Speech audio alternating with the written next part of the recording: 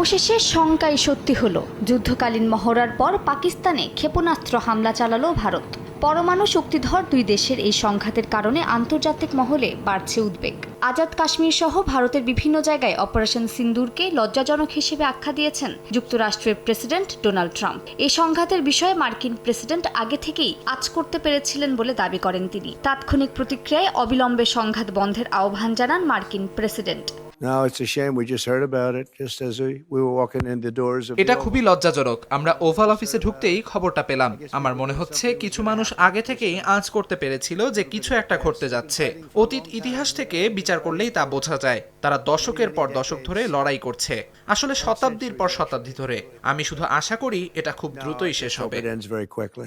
দুই দেশের সংঘাত পরিস্থিতি ওয়াশিংটন নিবিড়ভাবে পর্যবেক্ষণ করছে বলে জানান মার্কিন পররাষ্ট্রমন্ত্রী মার্কো রুবিও। দুই পক্ষের শীর্ষ নেতারা আলোচনার মাধ্যমে সমস্যার সমাধান খুঁজে বের করবেন বলে সামাজিক যোগাযোগ মাধ্যমে আশা প্রকাশ করেন তিনি। পাকিস্তানে ভারতের সামরিক অভিযানে দুঃখ প্রকাশ করেছে চীনের পররাষ্ট্র মন্ত্রণালয়। উভয় পক্ষকে শান্তি ও স্থিতিশীলতার স্বার্থে শান্ত থাকার ও পরিস্থিতি জটিল করে তুলতে পারে এমন পদক্ষেপ নেওয়া থেকে বিরত থাকার আহ্বান জানিয়েছে বেইজিং।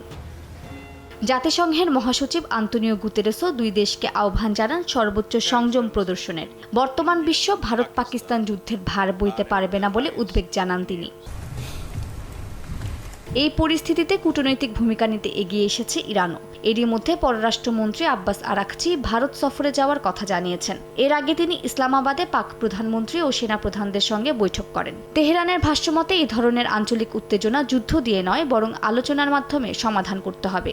এদিকে তুরস্ক একমাত্র দেশ হিসেবে সরাসরি পাকিস্তানের পাশে দাঁড়িয়েছে। ইসলামাবাদে নিযুক্ত তুর্কি রাষ্ট্রদূত জানান, ভারতের উস্কানিমূলকভাবে পাকিস্তানের সার্বভৌমত্ব লঙ্ঘন কোনোভাবেই মেনে নেওয়া হবে না।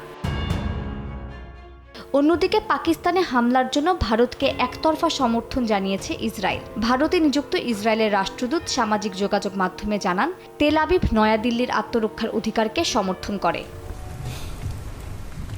আরব আমিরাতের পররাষ্ট্রমন্ত্রী আবদুল্লাহ বিন জায়েদ আল নাহিয়ান আঞ্চলিক স্থিতিশীলতার স্বার্থে উভয় পক্ষকে সংলাপ চালিয়ে যাওয়ার আহ্বান জানান।